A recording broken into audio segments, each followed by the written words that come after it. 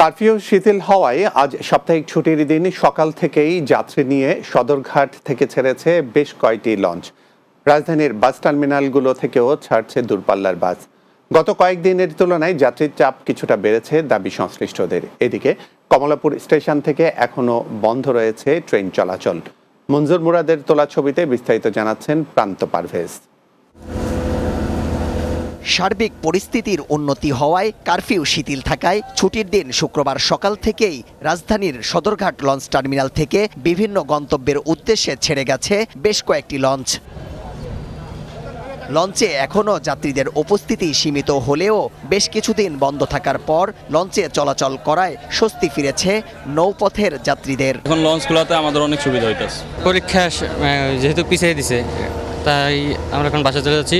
এই কয়দিন বন্ধ ছিল এর জন্য তারা বলছে যে লঞ্চ কর্তৃপক্ষ ভাড়া বাড়াইছে। যতটুকু যাত্রী নিয়ে যাওয়া দরকার একটা খরচ উঠানোর জন্য সেরকম যাত্রী আমরা পাচ্ছি না। এদিকে গত কয়েকদিনের তুলনায় রাজধানী থেকে ছেড়ে যাওয়া দূরপাল্লার বাসে যাত্রী বেড়েছে বলে দাবি সংশ্লিষ্টদের। বন্ধ করে দিয়েছিল, খারাপ অবস্থা ছিল, এখন ছাইড়ে দিছে, মোটামুটি ভালো আছে। মনে হচ্ছে যে বাড়ি যেতে পারবো, পরিস্থিতি স্বাভাবিক মনে হচ্ছে আর কি। এর আগে যেগুলো ছিল মনে করেন যে 30 জন 32 জন করে যাত্রী দিচ্ছি, কিন্তু আজকে গাড়িগুলো ফিল আপ হয়েছে। অন্যদিকে ট্রেন চলাচলের বিষয়ে এখনও সরকারি নির্দেশনা আসেনি। কাজ না থাকায় অলস সময় কাটাচ্ছেন রেল শ্রমিকরা। ট্রেনের ব্যাপারে কোনো কিছু বলে নাই, যে জানে না তারা কার অনির্দিষ্টকালের জন্য বন্ধ আছে।